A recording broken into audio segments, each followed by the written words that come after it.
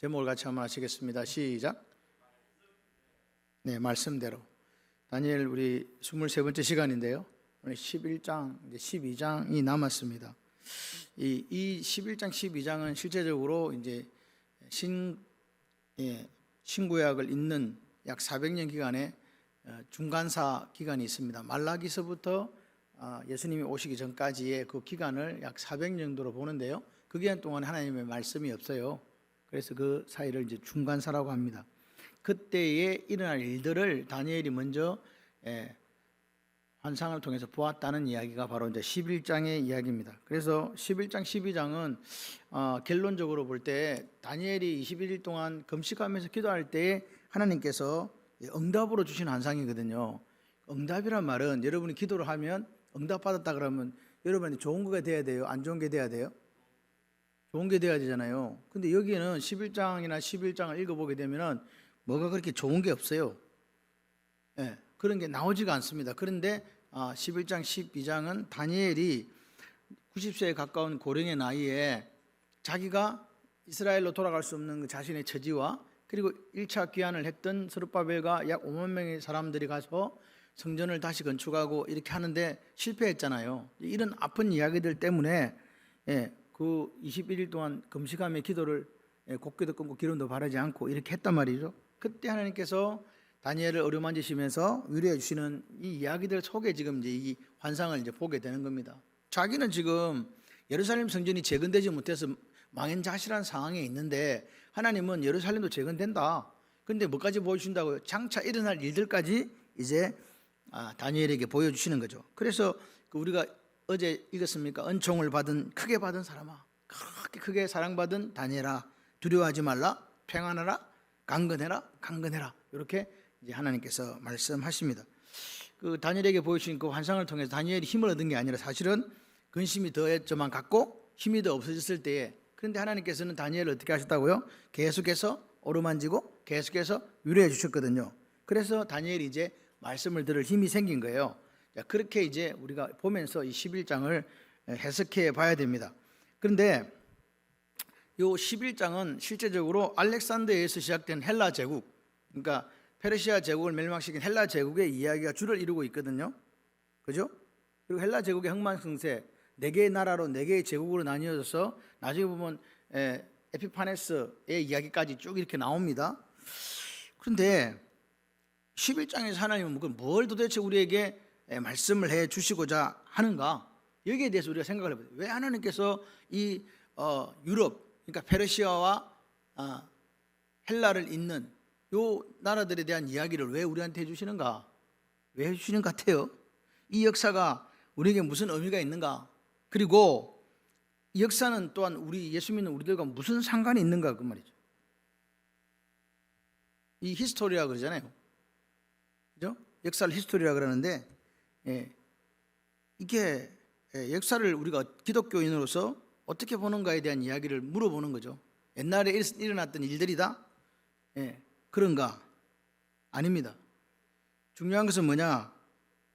역사는 하나님의 개입을 보여주시는 현장이다. 다시 말해서 하나님의 주권대로 이루어진다. 그거를 보여준다는 거죠. 이게 역사입니다. 히스토리, 그분의 이야기. 그분이 당신이 계획하시고 준비한 것들을 이끌어 가시는 이야기라고요. 우리가 볼 때는 왜 저렇게 되는가? 아닙니다. 기독교 역사는 직선이거든요. 기독교 역사는 끝이 있어요. 우리 인생의 끝이 있듯이 하나님께서 이 지구를 만드시고 그 끝을 우리에게 보여주시는 게 계시록이잖아요. 언제 끝나죠? 주님이 다시 오시면 끝나요. 그러니까 시작이 있고 끝이 있다는 거죠. 근데 우리가 하나님의 주권 또는 예수님을 우리가 구주와 주님으로 영접했는데 예수님이 주인이 맞는가에 대한 생각을 우리는 매일매일 하고 사는지 한번 점검해 봤으면 좋겠어요. 누가 사장이냐? 누가 주인이냐? 우리가 이렇게 이야기해요. 회사를 제가 다닐 때 우리가 오너한테 물어요. 오늘 스케줄이 어떻게 되십니까? 요 지금 문제가 있는데 어떻게 해결해야 됩니까? 했을 때 내가 지금 출장 가야 되니까 요 이야기는 나중에 하도록 하자. 내가 금요일 날 다시 돌아오니까 그때 와서 이 문제에 대해서 내가 이야기해 준다. 맞습니까? 오너가 그렇게 얘기한다고요. 자장이 그렇게 얘기한다고요. 그럼 뭐라 그래요? 예, 알겠습니다. 그럼 금요일 날 뵙도록 하겠습니다. 예, 지금 무슨 말인지 이해가 안 되세요? 오늘 우리가 우리의 주인이 예수님이라면 물어야 되잖아요. 예수님 오늘 스케줄이 어떻게 되세요? 그럼 나는 그럼 뭘 해야 됩니까? 어떻게 하라고요? 이렇게 하라고. 예, 알겠습니다. 그렇게 하겠습니다. 이게 오늘 우리가 예수를 구주와 주님으로 영접한 사람들의 모습이어야 되는데, 다시 말해서 그분의 뜻을 묻고 날마다 말씀을 묵상하고 날마다 기도하면서 그분의 뜻이, 주인의 뜻이 내 삶 가운데 이루어지기를 원하면 살아야 되는, 그게 우리의 모습이 아닐까. 그런데 설상 우리의 모습은 그러한가? 하루를 기도로 시작하십니까? 하루를 말씀으로 시작하십니까? 하루 종일 하나님의 뜻이 내 삶 가운데 이루어지기를 소원하면서 그렇게 살아가십니까? 라고 자신에게 물어봐야 돼요. 그렇지 않다면 우리는 지금 잘못 길을 걸어가고 있는 거예요. 죄송합니다. 대부분이 지금 그렇게 산다고요. 내 하나, 어떻게 보면 목사님 저도 내 몸 하나 가눌 수 없는 그런 부족한 모습으로 우리가 살아가는데, 적어도 내 사장이 누구인지 내 주인이 누구인지는 알고 그분에게 물어보는 삶은 흉내라도 내고 신용이라도 내는 삶을 살아야 된다. 다 그렇게 살지는 못하더라도, 그래서 최소한 너 최선을 다했구나. 출장 갔다 오니까 다 놀아. 시킨 거 하나도 안 해. 자기 마음대로 살았어. 그러면 그 주인이, 사장이 뭐라고 이야기하실까요? 예. 우리가 어떤 일을 계획하면 시간 안에 끝내야 되죠. 사장이 시켰어요. 요거 언제까지 해놔라. 그거 해야 돼요. 해야 돼요. 해야 되죠. 근데 우리는 그렇게 하고 있냐 이 말입니다. 이 부분에 대해서 오늘 히스토리, 누가 주인인가에 대한 이야기를 좀 제대로 점검하시면 좋겠어요. 역사를 통해서 하나님의 세상을 어떻게 다루고, 또 이 하나님의 백성들, 카도시 암이라고 이야기한 거룩한 백성들을 하나님께서 어떻게 다루시는가를 우리가 볼 수 있는 눈이 있어야 됩니다. 이 역사를 통해서 그렇게 되시기를 바랍니다. 이 역사는요, 주님이 언젠가 다시 오실 건데 그때 되면 끝나게 될 것입니다. 하나님 우리를 사랑했다는 말, 그게 무슨 말이냐? 여러분, 하나님 우리를 사랑했다는 말은요, 우리가 사랑받을 만한 일을 한 게 아니에요. 우리는 여전히 반역했고, 여전히 그분을 대적했고, 여전히 우리는 그 자기들이 그릇 행하여 각기 제 길로 죄짓고 살은 그때에 하나님이 당신의 아들을 보내주셔서 십자가에 죽이면서 그분의 사랑을 확정하셨다. 여러분, 우리는 사랑이라는 것은요, 두 사람하고 내하고 이게 통해야 사랑하는 거잖아요. 근데 하나님의 사랑은 그렇지 않았습니다. 허물과 죄로 죽어버렸잖아요, 우리가. 그런 우리를 그분이 당신의 아들을 죽임으로써 우리를 살려주셨고, 그 살려주신 그 방법을 통해서 당신의 사랑을 확정해 주신 거 아닙니까? 그 사건이 십자가 사건이잖아요. 그렇다면 우리는 죽었다가 사는 사람 아닙니까? 죽었다가 사는 사람은 어떻게 했나요? 이제는 우리에 살지 않는다고 성경은 분명하게 이야기해요. 그리고 우리는 이제 우리에 살지 않고 내 속에 그리스도가 산다고 고백하고, 그리고 그분의 믿음, 그를 믿는 믿음 안에 산다고 분명히 고백하는데, 이상하게도 우리의 삶은 그렇게 되지 않는다는 거예요. 이게 오늘 우리의 딜레마 아닙니까? 이 속에서 우리가 어제보다는 난 오늘 하루를 살아가는 그런 모습이 있기를 소원합니다. 그래서 이런 전제들을 가지고 11장은 페르시아, 그 다음에 헬라 제국, 그 다음에 여타 국가들의 흥망성쇠, 그리고 투쟁사, 그리고 조금 전에 말씀드렸겠지만 시리아에 있던 한 왕, 이 안티오쿠스 에피파네스가 유대민족을 어떻게 핍박했는가에 대한 이야기와, 그리고 그 에피파네스의 마지막 최후에 대해서 간략하게 기록되어 있는 게 11장입니다. 이 말은 무슨 말이냐? 우리는 영적인 이스라엘 백성이잖아요. 맞습니까? 우리 영적인 이스라엘 백성이고 믿음으로 아브라함을 우리 조상이라고 이야기하죠. 그러니까 이 말은 말세에 영적 이스라엘들에게 일어날 일들에 관한 예언이기도 하다. 다시 말해서 우리가 마지막 때에 있게 될 예언이기도 하다 이 말입니다. 이것을 좀 더 상세하게 보여주는 곳이 바로 요한계시록이다. 이렇게 보시면 되겠습니다. 자, 그래서 1절부터 한번 보겠습니다. 1절에 보니까 내가 이렇게 얘기합니다. 내가 또 메대 사람 다리오 원년에 일어나 그를 도와서 그를 강하게 한 일이 있었느니라. 내가가 누구냐니까 천사 가브리엘이거든요. 가브리엘 천사가 누구를 도왔다고요? 다리오를 도왔다고 이야기해요. 다리오가 누굽니까? 페르시아의 첫 번째 왕이잖아요. 바사, 페르시아의 첫 번째 왕이거든요. 그 왕을 도왔다는 거죠. 벨사살 마지막 왕을 멸망시키고 페르시아를 세웠던 왕, 그때 이 가브리엘이 다리오를 도와서 멸망시키는 일에 역사했다 그 말이에요. 지금 이 말을 분명하게 이해하셔야 돼요. 천사가 누구를 도왔다고요? 다리오 왕을 도와서 페르시아가 이 나라가 생기도록 그 바빌론을 무너뜨리도록 그렇게 했다는 거죠. 이 말은 그러면 우리에게 한번 적용을 해봐요. 천사 가브리엘을 하나님이 누구한테 보내주실까요? 이 지금 무슨 말인지 이해가 지금 갑자기 왜 다리오 이야기 하다가 우리 이야기를 합니까? 오늘 하나님께서 천사 가브리엘을 우리에게 보내주셔서 악한 마귀를 무찌르고 우리를 승리케 하신다는 이야기예요. 천사가 나를 돕는다고 믿으시면 아멘. 돕는다고 이야기했잖아요. 내가 도왔다. 도운 일이 있었느니라, 강하게 한 일이 있었느니라 도와서. 아멘. 그래서 오늘 보십시오. 지금 사실은 가브리엘이 다리오를 도와서 바벨론을 무찌른 일뿐만 아니라 다리오가 나라를 얻고 나서 나라를 다스릴 때 총리 3명을 두고 120개의 돌을 나뉘어가 방백들, 다시 말해서 거기에 지도자들을 두고 다스리게 했잖아요. 자기 직접 다스린 게 아니라 그런 사람이었거든요. 그리고 그 총리 중에 3명 중에 제일 어떤 누구를 삼았다? 다니엘을 삼았다. 왕조가 바뀌었다니까요. 바벨론 왕조 때는 잘 나가던 사람인지 모르지만 새로운 왕조가 바뀌었는데 또 그 자리에서 그 일을 했는데 누가 도왔다고? 천사가 도왔다고요. 천사가 도와서 다리오의 마음을 움직여서 야, 믿을 수 있는 사람은 저 사람밖에 없구만. 그래서 그 사람을 또 썼다는 거예요. 저렇게 청명결백하고 저렇게 우직하고 저렇게 일 잘하는 사람은 아무리 봐도 없어. 오늘 마찬가지입니다. 그때 천사 가브리엘이 그 다리오의 마음을 움직여 주었던 것처럼 오늘 여러분들이 삶을 살아가는데 누가 관여해서 천사 가브리엘이 그 사람 마음 움직여주고, 여러분 우리가 거래처를 만나러 가기도 하고 어떤 사람을 만나기도 하고 또는 어떤 가르치기도 하고 여러 가지 정보를 얻기도 할 그때에 내 상대방에게 마음을 천사가 움직여 줘가지고 이 아멘 하시면 역사가 일어납니다. 좋은 관계를 유지하게 하고 또 그 사람이 나를 신뢰하게 하고 인정하게 하는 그 옆에 돕는 게 누구라고요? 돕는 천사 있다. 성경 이야기입니다. 그리고 그 당시 어떤 일이 있습니까? 다리오 왕 때에 총리 누구를 제한? 다니엘을 제한 총리 2명과 방백들이 시기하고 모함해서 누구를 제거하려고, 정적인 다니엘을 제거하려고 했잖아요. 맞습니까? 그렇게 했을 때 또 누가? 가브리엘이 누구를 도와서? 여러분 저 반역자가요 사자굴에 들어가는 거 그 신경 쓸 거 없잖아요. 왕 말도 안 듣는데. 그런데 다리오 왕이 금식하면서 가무도 끊고 다음날 새벽에 일찍이 가가지고 살았는가 죽었는가 확인할 정도로의 마음을 누가 움직여줬다고요? 아멘이십니까? 그런 역사가 일었다는 거예요. 그러니까 그 마음을 그렇게 움직여준 게 누구냐? 가브리엘이다 이 말입니다. 그리고 그 결론은 어떻게 났습니까? 거기에 가담했던 그 2명의 총리와 방백들과 그 처자까지 다 사자굴로 들어가게 되는 역전이 일어났는데 그 일을 누가 했다? 가브리엘이 했다.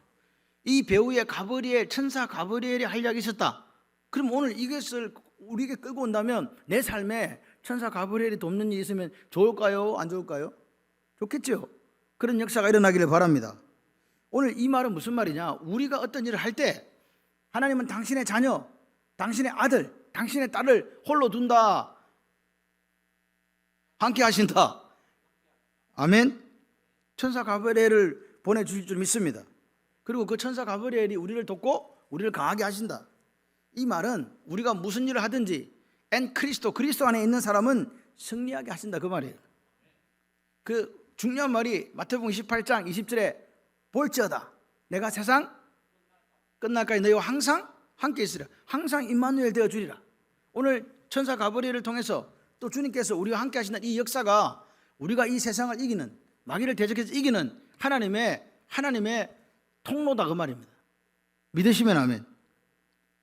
우리와 함께 하겠다고 약속하신 그 주님이 오늘 우리를 홀로 두지 않고 어떻게 해요? 천사를 통해서, 그의 천사를 통해서, 주님의 천사를 통해서 우리를 돕게 하고 강하게 하실 것이다. 그 믿음이 어디서 나느냐? 1절에서 보니까 나온다 이 말입니다.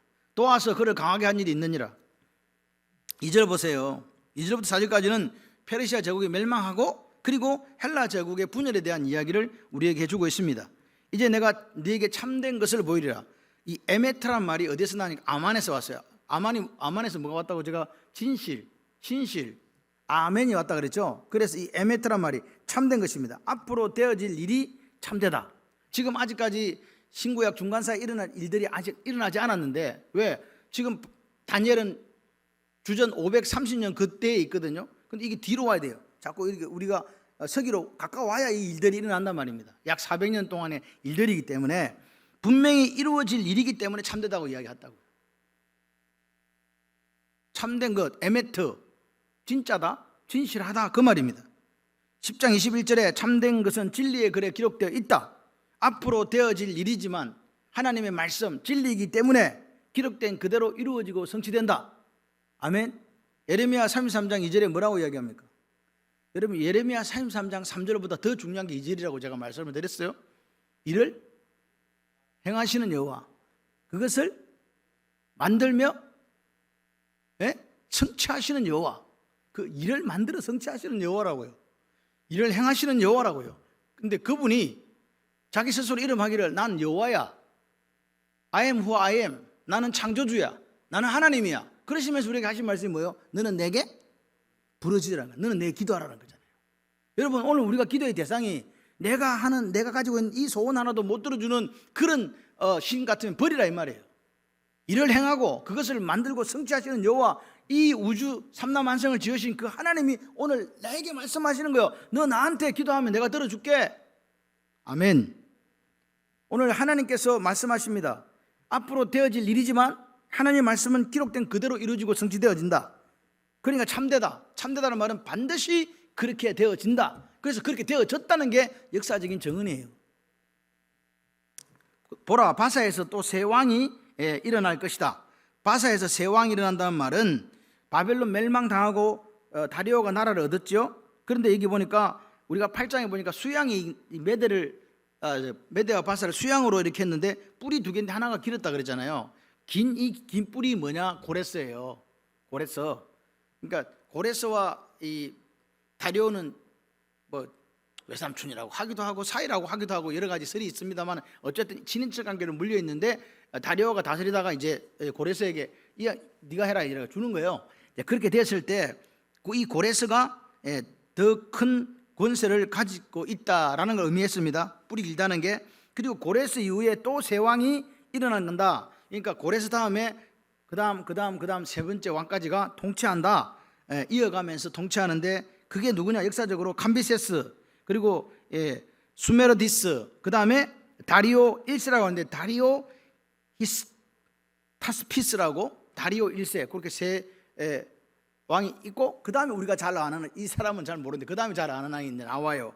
그 뒤에 네 번째는 그들보다 심히 부유하다, 부자다, 비리치, 부자다 그래요. 누구겠어요? 아하수에로예요. 어디서 많이 듣던 사람이네. 아하수에로가 누구죠? 누군지 아시겠습니까? 에스더 왕비의 남편. 그 역사적으로는 누구냐? 크세르크세스라고 하는 이 왕이, 여러분 잘 누군지 모르겠네. 300대 1 아십니까? 그 스파르타와 전쟁하게 되는, 헬라 제국과 전쟁하게 되는 반대편 페르시아 왕이 아하수에로였고, 이쪽이 이제 헬라 제국이었다는 거죠. 처음 듣는 이야기세요? 있어. 그때 배경이 된 이야기입니다. 근데 이 사람이 얼마나 부자였냐니까, 하만이요, 그 당시 수상이 하만이었거든. 그래가지고 모르드게하고 유대인들 다 죽이려고 관계를 꾸미잖아요. 그래갖고 저놈들을 죽여야 되겠다. 그래가지고 은 1만 달란트를, 얼마를? 1만 달란트면요, 이게 참 1달란트가 10kg 정도 되는데 1만 달란트면 도대체 이게 얼마나 되는지 이 계산이 안 돼요. 작아요, 많아요? 안 많아요? 1달란트가 23kg인가 그런데 1만 달란트 그러면은 이게 도대체 몇 킬로요? 잘 모르, 계산도 안 돼. 근데 가가지고 하만이, 전하, 이걸 드리오니 제게 유대인들을 정리할 수 있도록 제게 권한을 주십시오. 도장 좀 찍어주세요. 그랬더니 아하수에로가 갖고 가라. 내가 그거 필요 없다. 가지고 가라. 그러면서도 유대인을 이렇게 처단할 수 있는 권리를 줬잖아요. 그만큼 아하수에로가 뭐다? 부자다. 부자입니다. 그만큼 부자가 돼가지고 그가, 보십시오. 그 다음에 그가 부유하고 함으로 강해진 후에는 모든 사람을 격동시켜 헬라국을 칠 것이다. 헬라국을 실제 쳤어요. 군대를 일으켰는데 100만 대군을 일으킨 거예요. 100만 대군하고 이 헬라 군대, 그리스 군대하고 붙은 거란 말입니다. 근데 누가 졌다고요? 아수에르가 죽은 건 아니에요. 배를 얼마나 만들었냐? 배가 몇 개더라?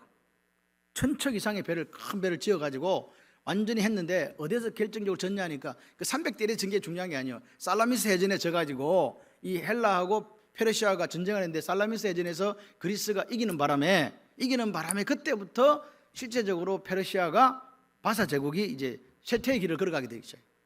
실제 이 전쟁 때문에. 그런데 이 지금 왜 그럼 아수에르 크세스가 왜 이렇게 전쟁을 일으켰냐? 아버지가 한번 졌거든. 열이 받은 거예요. 그래서 저것들을 언젠가는 내가 치리라 이래가지고 힘을 기르고 부자가 되니까 이제 배 1000척 짓고 그 다음에 100만 대군을 일으켜가지고 치러 갔단 말입니다. 그런데 졌어요. 그래서 이제 바사국이 서서히 몰락해 갑니다. 그런데 이제 3절에 이제 그렇게 몰락해 갈 때 어떤 일이 있었냐? 장차 한 왕이, 한 능력 있는 왕이 일어난다. 이게 누구겠어요? 헬라에 장차 능력 있는 한 왕이 일어난 누구겠습니까? 알렉산더 대왕을 이야기합니다. 알렉산더 대왕이 일어나서 어떻게 된다? 큰 권세로 임의로 행하리라. 이 알렉산더의 특징은 뭐냐니까 내가 마음먹은 대로 한다는 거예요. 내가 마음먹은 대 전 세계를 정복한다. 그리고 다스릴 것이다. 그게 알렉산더 대왕의 꿈이었어요. 몇 살에 왕이 되었냐? 20살에 왕이 되었거든요. 불과 10년 안에 전 유럽을 정복했어요. 정복해가지고 하여튼가면 다 눈에 보이는데 다 정복했네. 그래갖고 온 세상을 정복하고 나서 알렉산더가 울었다는 거 아닙니까? 왜 울은지 아세요? 더 이상 무슨 땅이 없다? 정복할 땅이 없다고 울었던 사람이 알렉산더입니다. 이 사람이 그렇게 했는데 문제는 뭐냐? 4절에 보니까 그러나 그가 강성할 때 그 나라가 갈라져 버린다 이렇게 나와요. 그가 강성할 때가 몇냐? 언제를 이야기하냐? 33살에 알렉산더가 죽습니다.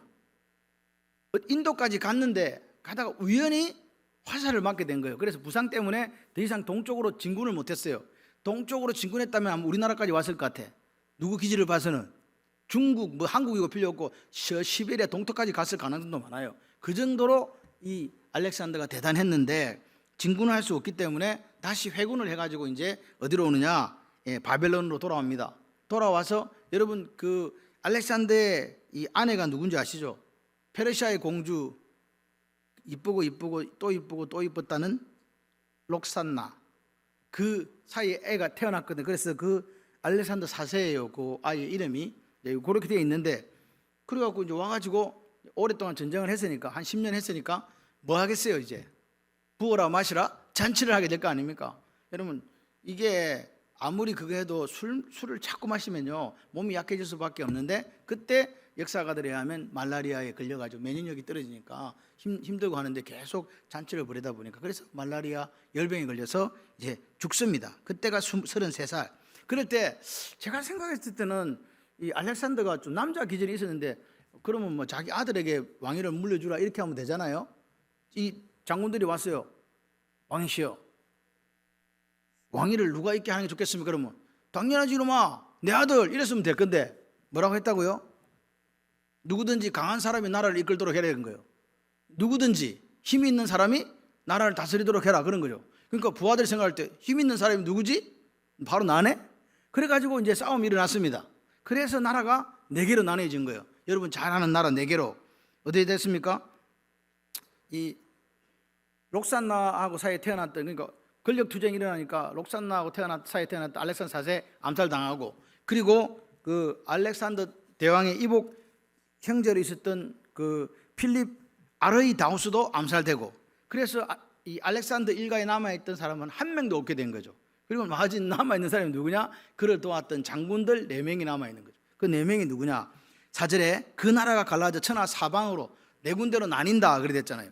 그래서 헬라가 4개 나라로 쪼개지는데 이 지금 자기들이 살았던 그리스 지방, 마케도니아 헬라 지방을 그 헬라 지방을 누가 다스냐? 카산더. 이 카산더가 실제적으로 알렉산더의 아들을 암살해 버렸거든요. 그 사람이 이 통치하게 되고, 지금 이 터키 소아시아 지방은 리시마커스라는 장군이, 그리고 여러분 잘 아는 애굽에는 톨레미 왕조, 그 시리아 위쪽에는 셀루쿠스 왕조라고 하는데 그 셀루쿠스와 그 다음에 이 톨레미가 애국과 이쪽 시리아 쪽을 통치하는, 그래서 네 개 나라로 쪼개어지는 거죠.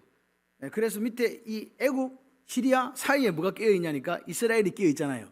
그래서 톨레미 왕조가 셀 때는 애국 쪽에 톨레미 왕조가 올라와가지고 이스라엘 이렇게 다스리고, 시리아 쪽에서 왕조가 셀루쿠스 왕조 셀 때는 밑으로 내려오게 되고, 그래서 결국은 이제 거기 저끼리 한판 붙어가지고 이긴 팀이 결국은 유대 지방 쪽을 다스리게 되는데, 그때 나타난 사람이 에피파네스입니다.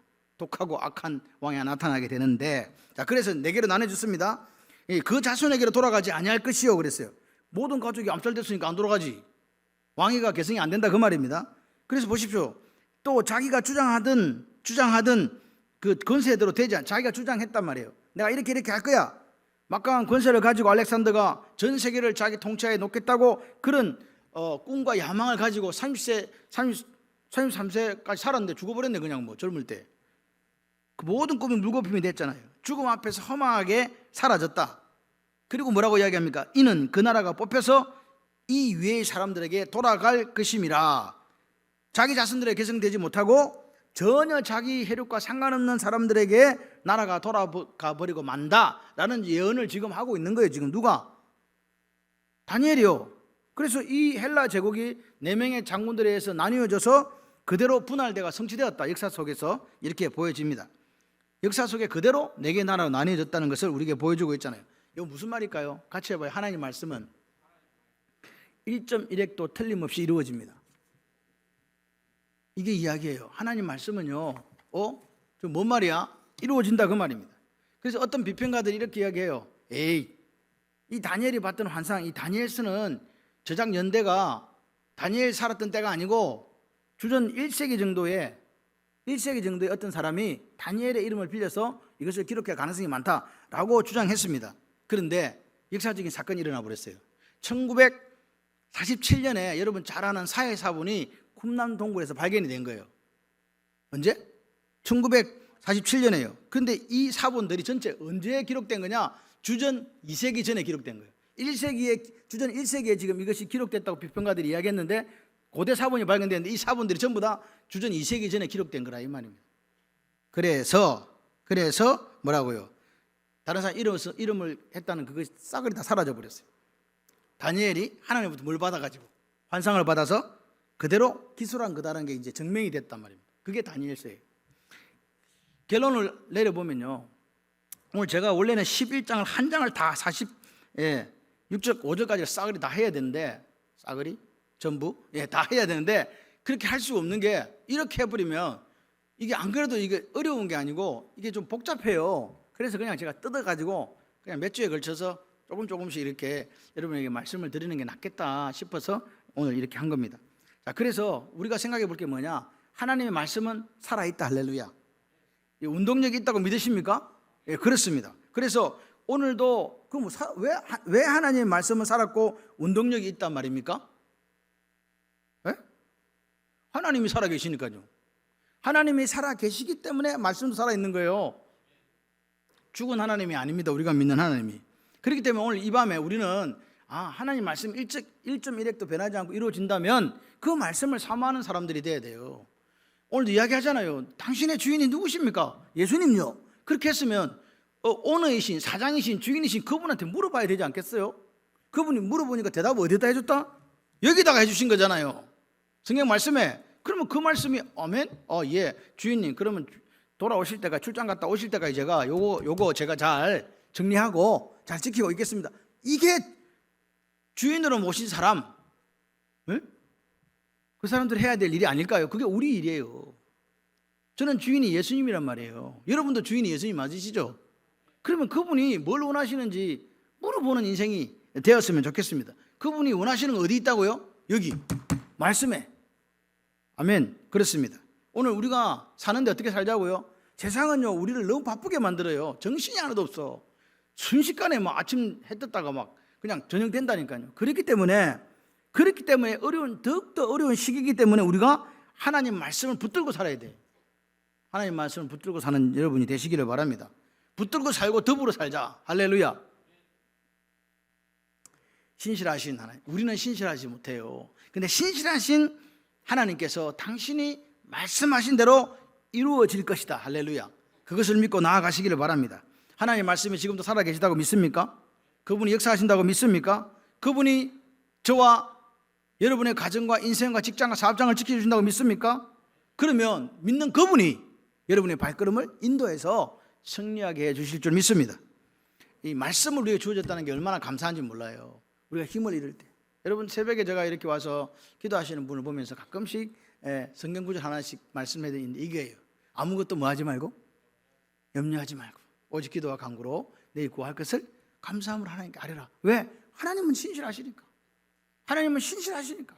미리 감사하고 미리 기뻐하고 미리 즐거워하고 그분이 이루어질 것을 믿고 그렇게 하면 모든 지각이 때는 하나님의 평강, 우리는 평강이 찾을 수 없는데 그분이 가지고 계신 그 평강의 근원이신 그분의 샬롬을 우리에게 주시는 거예요. 그러면서 우리의 마음과 생각을 어떻게 해주신다고?